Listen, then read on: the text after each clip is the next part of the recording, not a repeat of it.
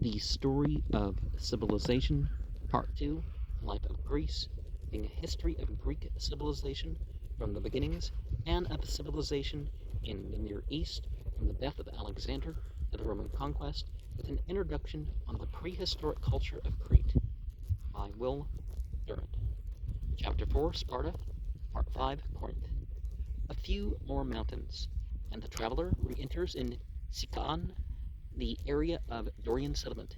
Here in 676 BCE, one Orthogoras taught the world a trick, a politics that after centuries would use. He explained to the peasants that they were of Plascic or Achaean stock, while the land-owning aristocracy that exploited them was descended from Dorian invaders.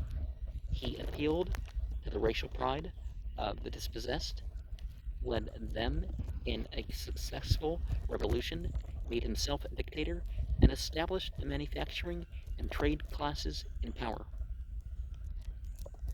Under his able successors, Maron and Cleisthenes, these classes made Sicyon a semi-industrious city, famous for its shoes and its pottery, though still named from the cucumbers that it grew. So in 1789, Camille Desmoulins, from his Café Rostra, urged the Gauls to overthrow their German, Frankish aristocracy. Further east is the city that should have been, by all geographic and economic omens, the richest and most cultured center in Greece, for Corinth is on the isthmus, had an enviable position. Enviable position. It could lock the land door to or upon the Peloponnesus. It could serve and marked the overland trade between northern and southern Greece, and it had harbors and shipping on both the Saronic and the Corinthian Gulf. Between these seas, it built a lucrative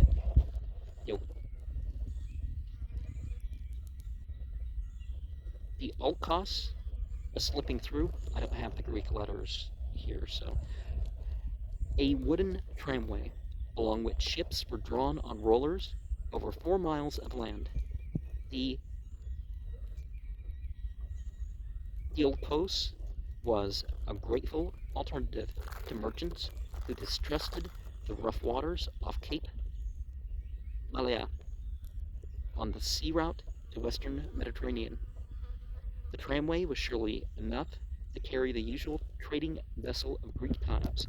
Indeed, Augustus transported his fleet over the Diolkos in pursuit of Antony and Cleopatra. How do you say that in Egyptian?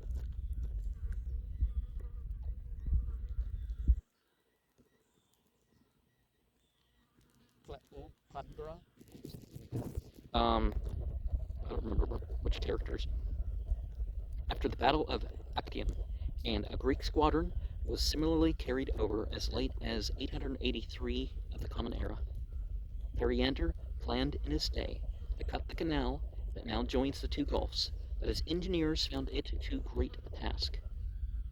Its fortress was the impregnable Acrocorinthus, a mountain peak about 2,000 feet high, watered by its own inexhaustible spring. Strabo has described for us the stirring sight from the citadel, with the city spread out on 2 bright terraces below. The open-air theater, the great public baths, the colonnaded marketplace, the gleaming temples, and the protective walls that reached to the port of Lacaeum. How do you say that? Is it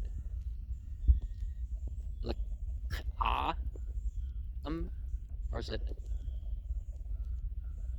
Lacaeum on the northern Gulf?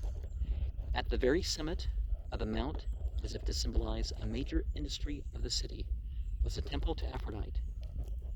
The periodical purges in communist Russia, 1935 to 1938. Oh, I missed took a mark. That's not the footnote for that.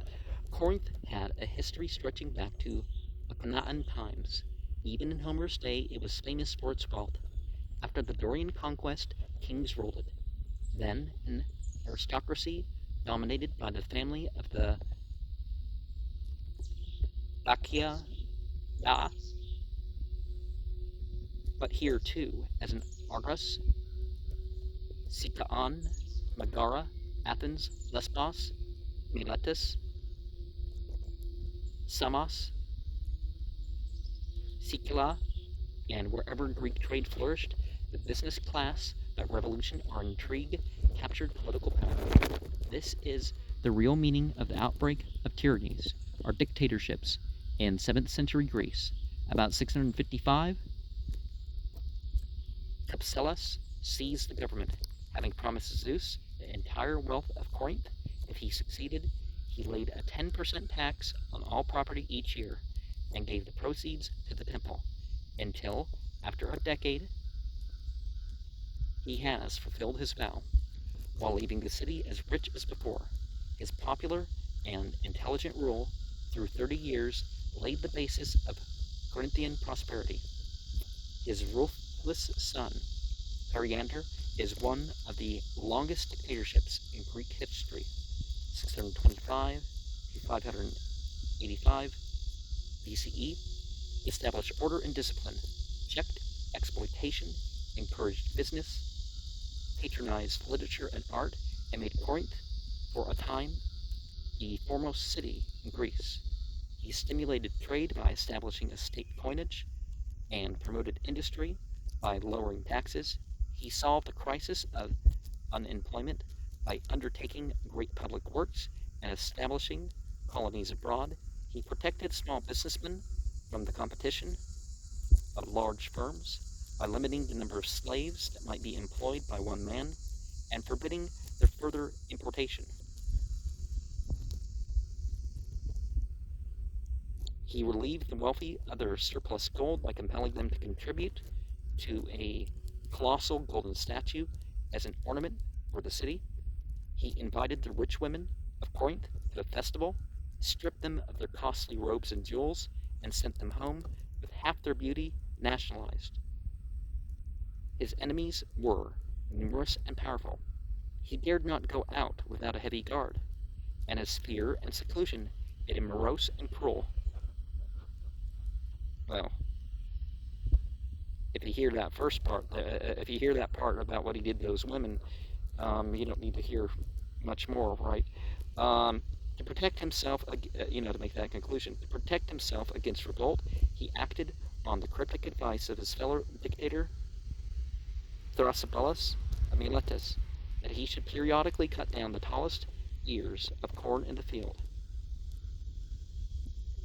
Periodic purges of communist Russia, 1935 to 1938, is where the footnote should have been.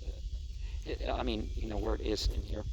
His concubines preyed upon him with accusations of his wife, until, in a temper, he threw her downstairs.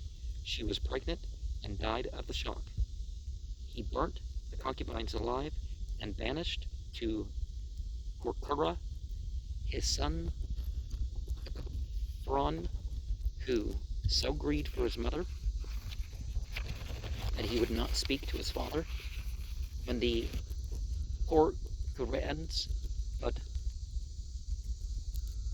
Lycophron to death, Periander seized 300 youths of their noblest families and sent them to King Alates of Lydia, that they might be made eunuchs.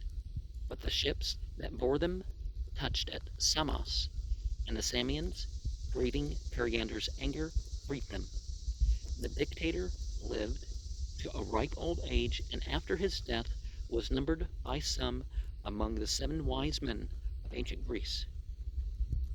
A generation after him, the Spartans overthrew the dictatorship at Corinth and set up an aristocracy not because Sparta loved liberty, but because she favored landowners against the business classes. Nevertheless, it was upon trade that the wealth of Corinth was based, helped now and then by the devotees of Aphrodite and the Panhellenic Isthmian games.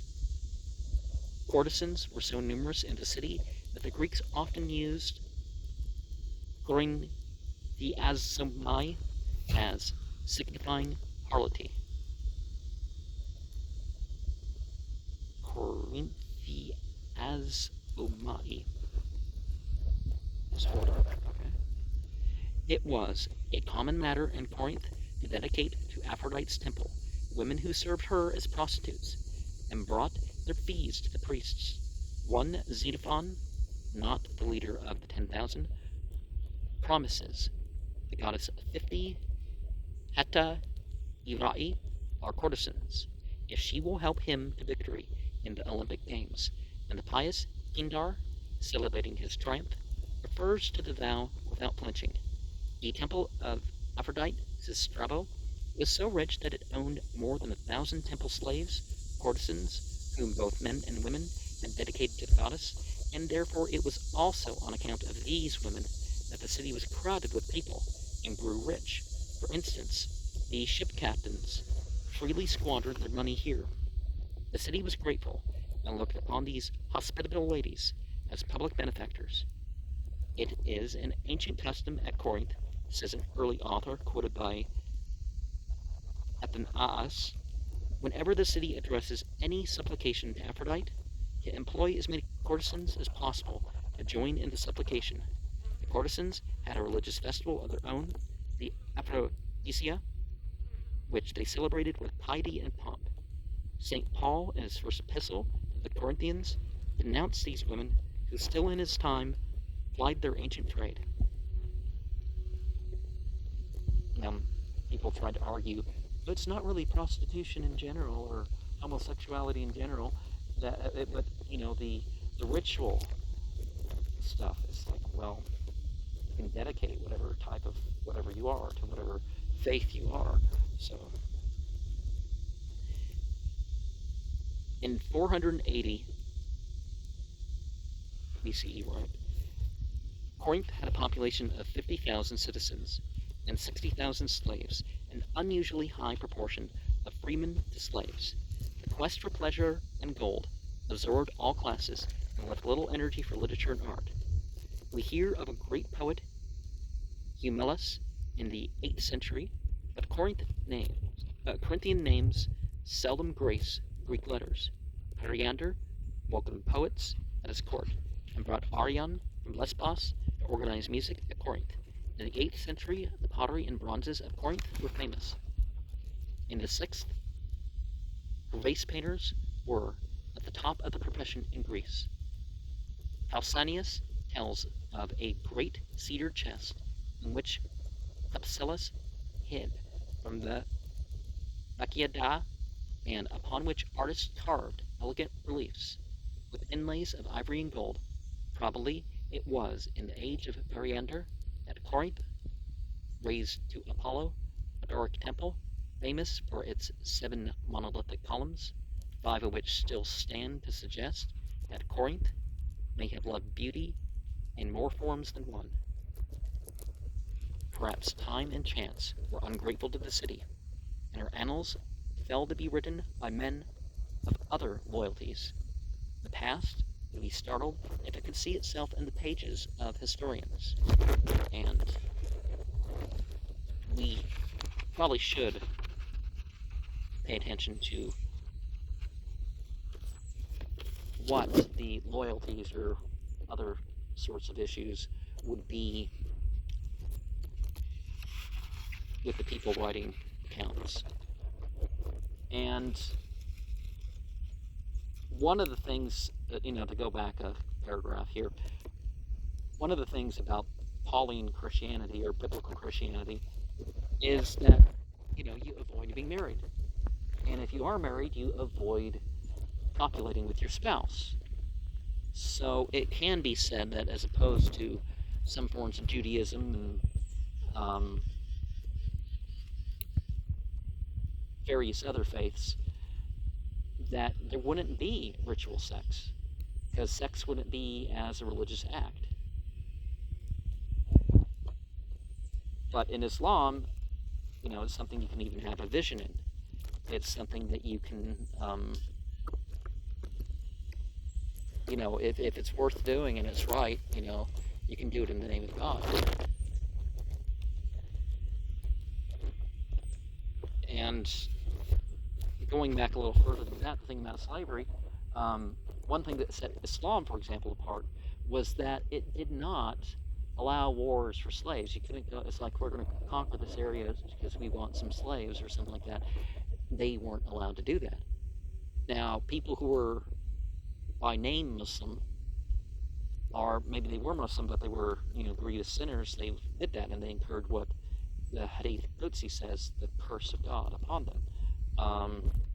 And there were other limits of slaves, but yeah, the unchecked push for slavery and the unchecked, the rich using their position to further take advantage by further stratifying the situation and all that. It is generally the position of government to put a limit on that, but not a limit in terms of, rich pay so much tax that you kind of don't, if you have to pay most of your money for taxes or something, that's just ridiculous. Excusing the poor, giving them some leniency or full-on forgiveness of their taxes, that makes sense if somebody's of a certain level of poverty. But people getting richer and then just having to increase their taxes, now, are taking stuff from them like you have here. You want to encourage charity. The right-wing thing is, charity is a big thing, and you're free to do it.